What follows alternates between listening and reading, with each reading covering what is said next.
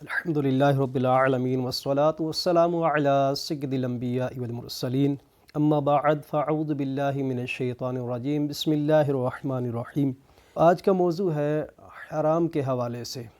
ایک اعرابی میرے آقا کریم علیہ الصلاۃ والسلام کی بارگاہ میں حاضر ہوا، عرض کرتا ہے یا رسول اللہ صلی اللہ علیہ وآلہ وسلم، کوئی ایسا عمل ارشاد فرمائیے کہ اللہ تبارک و تعالی میری دعاؤں کو اپنی بارگاہ میں قبول فرما لے، یعنی میری دعاؤں کو شرف قبولیت مل جائے، اللہ کی بارگاہ میں جو بھی دعا کروں اللہ تبارک و تعالی اسے قبول فرمائے، ایسی کوئی بات، ایسا کوئی عمل مجھے ارشاد فرمائیے۔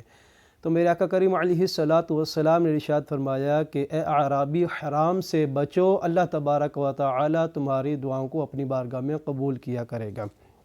اسی طرح ایک اور حدیث مبارکہ ہے کہ ایک مرتبہ حضرت سیدنا سعد بن ابی وقاص رضی اللہ تعالی عنہ نے آقا کریم علیہ الصلاۃ والسلام کی بارگاہ میں عرض کی، یا رسول اللہ صلی اللہ علیہ وآلہ وسلم، کیا وجہ ہے کہ میں اللہ تبارک و تعالی کی بارگاہ میں دعائیں کرتا ہوں، اللہ تبارک و تعالی کی بارگاہ میں التجائیں کرتا ہوں، لیکن میری دعائیں، میری التجائیں قبول نہیں ہوتی؟ میرے آقا کریم علیہ الصلاۃ والسلام نے ارشاد فرمایا، اے سعد، حرام سے بچو، کیونکہ جس کے پیٹ میں حرام کا لقمہ پڑ گیا وہ 40 دن تک قبولیت سے محروم رہتا ہے، یعنی 40 دن تک اس کی دعائیں قبول نہیں ہوتی جس کے پیٹ میں ایک لقمہ بھی حرام کا چلا جاتا ہے۔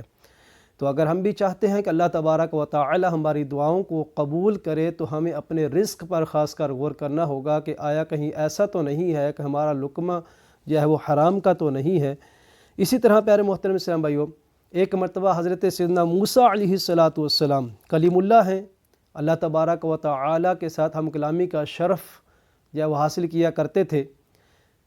انہوں نے ایک بندے کو دیکھا کہ جو رب تبارک و تعالی کی بارگاہ میں ہاتھ اٹھائے بڑا رو رو کر گڑ گڑا کر دعائیں کر رہا ہے، آہوزاری کر رہا ہے،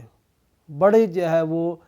آنسو بہا رہا ہے، اللہ تبارک و تعالی کی بارگاہ میں دعائیں مانگ رہا ہے۔ تو حضرت سیدنا موسیٰ علیہ الصلاۃ والسلام نے اللہ تبارک و تعالی کی بارگاہ میں عرض کی، الہ العالمین، یا رب العالمین، کیا وجہ ہے کہ تو اس بندے کی دعا کو قبول نہیں فرما رہا؟ آخر کیا وجہ ہے کہ اس بندے کی آہوزاری کرنا تیری بارگاہ میں قبول کیوں نہیں ہے؟ اللہ تبارک و تعالی نے وحی نازل فرمائی، ارشاد فرمایا کہ اے موسیٰ، تو اس کی دعاؤں کی قبولیت کے حوالے سے پوچھ رہا ہے، حالانکہ اگر یہ بندہ اتنے ہاتھ بلند کر دے کہ آسمانوں کو چھو جائیں، اس کے ہاتھ آسمانوں کو بھی چھو جائیں، اور اتنا روئے کہ اس کا دم نکل جائے اور آنسو سے دریا بہہ جائیں، تب بھی میں اس کی دعا قبول نہیں کروں گا، تب بھی اس کی التجا قبول نہیں کروں گا۔ تو حضرت سیدنا موسیٰ علیہ السلام نے اللہ تبارک و تعالی کی بارگاہ میں عرض کی، باری تعالی، الہ العالمین، یا رب العالمین، آخر کیا وجہ ہے؟ اس بندے کا کون سا گناہ ہے، کون سی خطا ہے، کون سی غلطی ہے جس کی وجہ سے تو اس کی دعائیں قبول نہیں فرما رہا؟ اللہ تبارک و تعالی نے ارشاد فرمایا کہ یہ حرام کھاتا ہے اور حرام پہنتا ہے، اور اس کے گھر کے اندر حرام مال رکھا ہوا ہے، جس کی وجہ سے میں اس کی دعاؤں کو قبول نہیں کر رہا۔ تو بھائیو، حرام کی کمائی سے ہمیشہ ہر حال میں بچنا ہے، تھوڑا مل جائے، حلال کا مل جائے، اسی پر اکتفا کرنا چاہیے۔ اللہ تبارک و تعالی کا ہر حال میں شکر ادا کرنا چاہیے، بے صبری کا کبھی بھی مظاہرہ نہیں کرنا چاہیے۔ ملتا بندے کو وہی ہے جو بندے کا مقدر میں ہوتا ہے۔ بس اوقات بندہ جلدی کر کے اپنے حلال کمائی کو بھی حرام بنا لیتا ہے۔ اس بات کا اندازہ اس واقعے سے لگاتے ہیں، ایک مرتبہ حضرت سیدنا مولا کائنات علی المرتضیٰ شیر خدا کرم اللہ تعالی وجہہ الکریم نماز کے لیے مسجد میں تشریف لائے، مسجد کے باہر اپنے خچر کو ایک بندے کے حوالے کیا اور ارشاد فرمایا، اسے پکڑ کر رکھو، میں نماز ادا کر کے آتا ہوں۔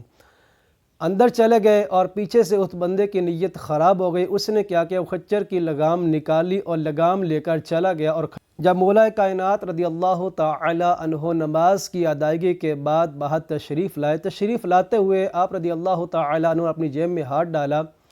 اور 2 درہم نکالے تاکہ اس باہر جس کے حوالے خچر کیا تھا اس کو بطور اجرت کے، بطور عوض جو ہے وہ رکھوالی کے بدلے میں اس کو 2 درہم عطا فرمائیں۔ باہر تشریف لائے، دیکھا اکیلا خچر کھڑا ہوا بغیر لگام کے، وہ آدمی بھی فرار ہے، لگام بھی اس خچر کے منہ میں نہیں ہے۔ تو آپ رضی اللہ تعالی عنہ نے پھر اپنے ایک غلام کو وہی 2 درہم عطا فرمائے اور ارشاد فرمایا جاؤ بازار سے جا کر نئی لگام خرید کر لے آؤ۔ وہ غلام بازار میں جاتا ہے، اتفاقاً اسی چور سے، اسی آدمی سے ملاقات ہو جاتی ہے، وہ لگام لیے کھڑا بازار کے اندر فروخت کرنے کے انتظار میں تھا۔ اس نوکر نے 2 درہم اسی چور کو دیے اور وہ لگام اس سے خرید کر واپس علی المرتضیٰ رضی اللہ تعالیٰ عنہ کے پاس حاضر ہو جاتا ہے۔ آپ رضی اللہ تعالیٰ عنہ جب دیکھا یہ تو وہی لگام ہے جس کو میں کسی بندے کے حوالے کر کے گیا تھا، تو آپ رضی اللہ تعالیٰ عنہ نے جب اپنی لگام دیکھی تو اس موقع پر ایک جملہ ارشاد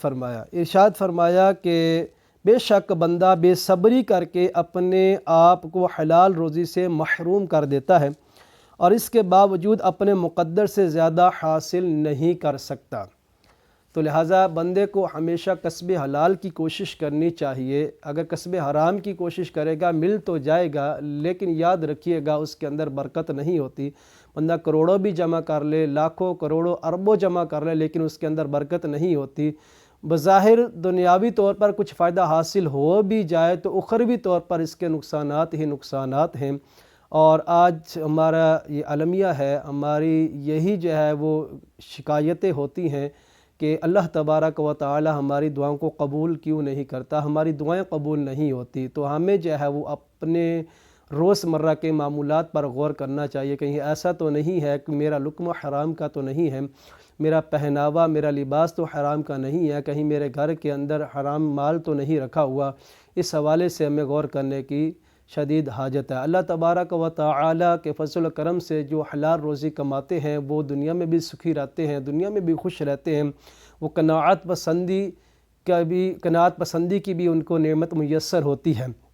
اور جو حرام کے پیچھے بھاگتے ہیں تو وہ دنیا میں بھی ذلیل و رسوا ہوتے ہیں اور ان کے مال کے اندر بھی برکت نہیں ہوتی، اور اسی طرح اخروی نقصانات، اخروی عذاب وہ الگ ہیں۔ اللہ تبارک و تعالی کی بارگاہ میں دعا کرتے ہیں جو کوئی سنا اسے یاد رکھنے، اس پر عمل کرنے اور دوسرے تک پہنچانے کی توفیق عطا فرمائے۔ آمین بجاہ النبی الامین صلی اللہ تعالی علیہ وآلہ وصحبہ وبارک وسلم۔